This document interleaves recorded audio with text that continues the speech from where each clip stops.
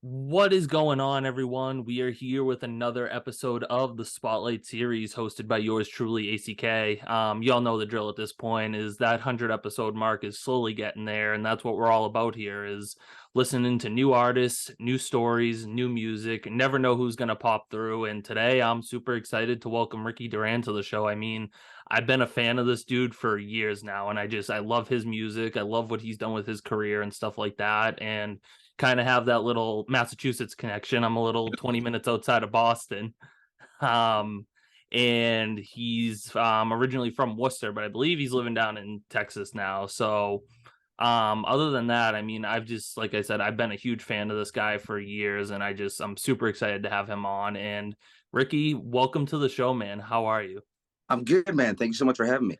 No, of course. I mean, I'm just thrilled to have you on because, like I said, I mean, I've been following you for years, ever since kind of your time on The Voice and stuff like that. That's really when I first found you. And then just everything you've done after that has just been spectacular. And like I said, I'm a huge fan and I just can't wait to see what else happens for you. But just appreciate you taking time to sit here and talk about your story today. Of course, man. Yes, like I said, it's a pleasure, and thanks for listening to my music. Yeah, Appreciate no, it. of course. So really kind of just hopping right into the first question is always the basic of basics, and it really just kind of sets up the whole interview is where did everything start for you music wise? Because I know for some people it starts the day they were born. They start humming nursery rhymes and then it slowly develops from there. But someone like myself who's a songwriter and producer, I only started back in 2018, which was only about 5 years ago. Hmm. So just where did everything kind of come about for you? Yeah, man. So I grew up with a family of four. I had three older sisters, and my dad immigrated from Guatemala. Both of my parents did, and he was actually a professional musician at the time, working around the Boston area in Quincy, actually. Okay. And so when I was born, man, there was always music around. He was always either playing piano, guitar, and singing. And we would have family gatherings, and I think that's where my love for music really started. Seeing people react to him, and just like my family parties, and seeing the energy and just like the happiness that it brought to the room. But yeah, as I remember, my earliest memories are just sitting at the piano and trying to emulate, records my dad would play, old time Elton John, Beatles, Cat Stevens, Jimi Hendrix, all this stuff. And then it kind of just grew from there. And I got a guitar and I started really delving into blues music. And I kind of never looked back. I never had like a lot of people have a plan B. I never had a plan B. I've just been doing music my whole life. That's really the only job I've ever had is either teaching music or performing. And I went to Berklee College of Music. That was the only school I applied for. Mhm. Um, so yeah, I just kind of took it from there. That's how it started. Yeah, no, and it's awesome, man, because like I always say this too, is you can sit there and listen to a great artist and be like, yeah, no, they have some really cool songs. Like I love what they're doing with their lyrics and stuff. But honestly, for me personally, it's always cool to hear that story and how you started, where you played your first piano or where you strum those first chords on the guitar and stuff like that. So it's always really cool to just start with that question and it really sets everything up for the interview. For sure. Um, and I know you mentioned a couple of artists that you kind of were talking about a minute ago, but I always love talking about inspirations. I mean, people know like I literally could sit here for hours and just make a podcast about inspirations alone. But Mhm. I always have to shout out Chris Daughtry because I'm hoping maybe one of these days he'll hear me and see this podcast. But I mean, all time one of my favorite artists easily. But kind of for you, man, is when it comes to singing and playing and kind of writing music, who are some inspirations that kind of you really look up to and have been kind of inspired by throughout your career? Sure. Yeah, I think it's always evolving. But there are these artists that I always go back to, and I don't think that'll ever change. Artists like, I mentioned Jimi Hendrix. He's a top contender for me as far as creativeness and just obviously the way he played guitar. His songwriting is amazing. Ray Charles is a huge influence of mine. Amazing songwriter and just uh, really heartfelt blues music. And then I love Albert King, Freddie King, BB King, and Stevie Ray Vaughan. It's funny because I have a huge influence by Stevie Ray Vaughan, but I don't really listen to him much anymore. But there was a whole period of like 3 years where I only listened to Stevie Ray, and I learned everything there was in his collection. Uh, and it's, you know, I definitely still appreciate his music, but it's not something that I go to listen to anymore. Yeah. Uh, but yeah, man, I mean, as far as new artists, I love Anderson Paak. Mhm. Uh, who else? I love the Black Pumas. I like Gary Clark Jr. I was just hanging out with him last week, actually, Oh, which okay. is pretty cool. Um, but yeah, man, it's like you said. I think I could talk for hours about musicians that have influenced me. You know. No, exactly. I mean, it's just like I said, I could sit here for 2 hours and just talk to you about all kinds of stuff. I mean, people know I'm a Mhm, country boy at heart, so like that 90s, early 2000s country, and then it's developed from there from all kinds of different things. And honestly, the thing that I always take away and that I love about some of my inspirations and just even some of the people that you've mentioned is the songwriting aspect of things. mhm, That's just to sit there and tell a good story from start to finish is just what I love, and it's Garrett Walker who was on the show. I mean, he said it perfectly. Is the songwriting process is like a puzzle. Whether you have a 200 piece, 500 piece, how people do more than 500 piece puzzles beyond me, but you sit there and have all these pieces kind of scattered and slowly you start putting like the border together, you start putting the middle together and piece by piece you mhm, create this whole thing and then you create this song. And I know for some artists, and you can probably relate to this too, is there's no rhyme or reason really to the whole creative process when it comes to making music. I mean, some people start with that melody and then build off the lyrics from there. Some people start with lyrics like myself and then worry about the melody later. But for you, what is your creative process like when it comes to making music? yeah, man. So I'm more of a. I think it starts usually musically, like a melody with chords. Very, you know, but I think my favorite ideas have kind of come all in one, like with the concept kind of that happens to just kind of spit out there the first, you know, moments of trying to play the song. But you know, yeah, the majority is music first, then lyrics. And I'm a big advocate for just the way that I view things. I don't like to force creativity.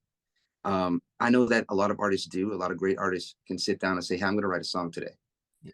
I don't really do that. I need to be inspired by something and you know some idea that hits me before I can just sit down and write. I've tried that before. You know, I've done co-writes where we're just like, all right, what are we thinking today? And you know, it's fun, but it's not as inspiring to me. Yeah, no, and like sometimes you just don't get those pure emotions and really understand Exactly. what you're trying to do because that's honestly how I write 95% of my songs is just that pure emotion when that inspiration really hits me. And back in 2018, that's when I wrote my first ever song. My grandfather had passed away suddenly in January of 2018, and I just 2 months after that, I just everything kind of just I hit that brick wall and just wrote it all down. And that's just Mhm. honestly where some of the best songs come from is just that pure emotion because that's really what people connect with and that's what can help people along the way because honestly it would be great to touch a million different people, but for me if I can touch that one or two people that say hey like that song really helped me get through this hard time of losing someone too, then at the end of the day then I feel like I've done my job as a songwriter and I feel like that's what it's all about. Mhm. Yeah, man, I can totally relate to that. I when I lost my mom in 2016, uh that this song "She Closed Her Eyes," it's Yes. been I think one of my fans' favorite songs that I've put out there. Um, that's one of the songs that really just came. You know, the first verse kind of just literally spit out as soon as I started playing the guitar, and I was really obviously I don't know if you can use inspired. I was very you know there's a lot of emotions going on, and it Yeah. happened to come out in that song. And I do love hearing. You know, I get a lot of messages in particular about that tune. People saying you know it's helped them through certain times of losing somebody. And yeah, you're right, man. That means the world to me. Yeah, no, and that's just I love that song too. That's one of my favorites that you have, and I mean, just your versatility and everything that you can do is there's no one out there that sounds like you, and that's kind of leading into this next question, which is the fourth question, and always the hardest question that I do ask on the show. But I mean, as an artist, when you're trying to promote your music or just trying to get your name out there more, there's hundreds and thousands of artists literally hitting that post button and doing the same exact thing that you're doing. So it's hard to just say, hey, this is me, this is what I'm doing, when there's a whole other line of competition right behind you or in front of you doing the same thing. So kind of my question for you is what makes you you at the end of the day, and what can we take away from your music that we're not going to find in other artists' music? That's a great question. Honestly, I think I try not to get distracted by what's going on around me. And I think it's very easy to get overwhelmed. Like you said, there's a lot of artists out there. Uh, I find if I'm going for a goal, like, oh, I want to get signed by a label, if I'm going for like something like that, it kind of clouds my creativeness and my vision. I don't really like the product I create if I'm going at it for that. So what people can find, I guess, in my music is authenticity. I'm always authentic with what I put out there. I'm not trying to create a number one pop hit. I'm literally writing what's coming straight out of my heart and how I feel.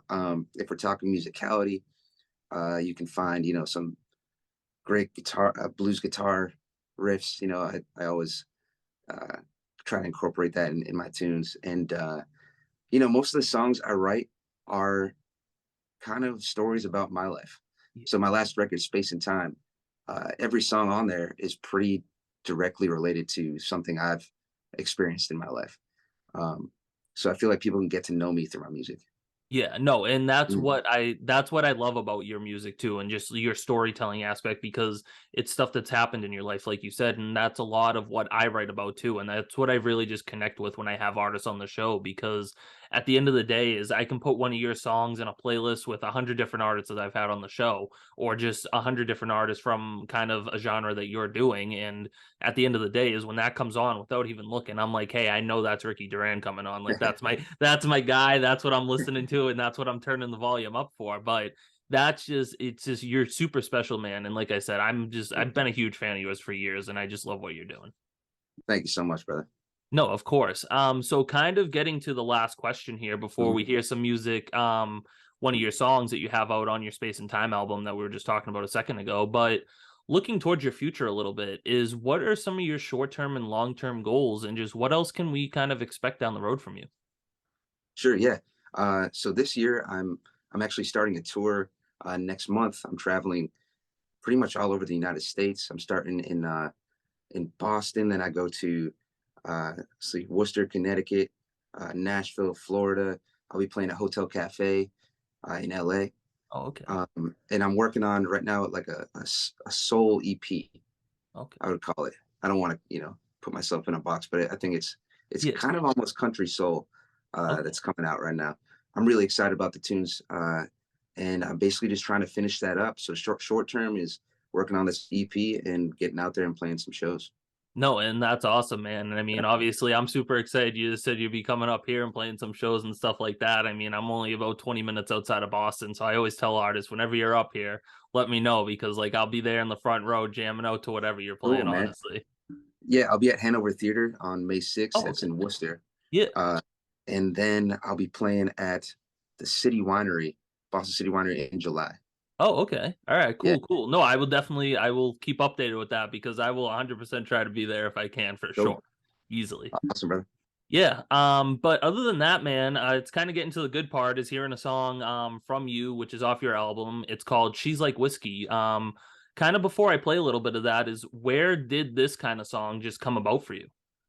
So this one on the record is it's funny. I had this riff. It started with a guitar riff, and I was like, I love this. It sounds kind of uh, Hendrix inspired, and I was trying to figure out what to do with it. And over the course of like maybe 3 years of having this riff, I just started writing about this. This is kind of like the fun song on the record that I kind of tried to let loose and not make too heavy. So it's about meeting somebody that I guess just catches your eye and just sparks a fire with you. Yeah, no, and that's Yeah, awesome.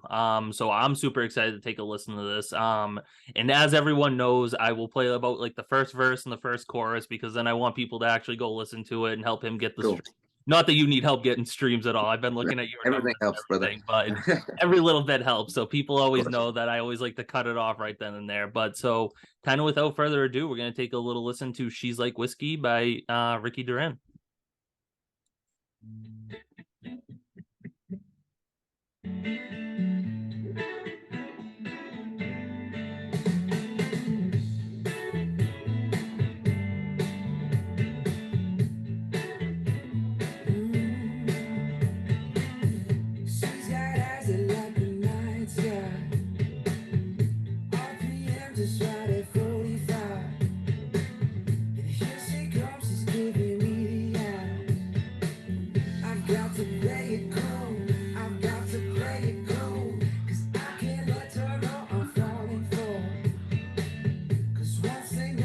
They got you right where they want you.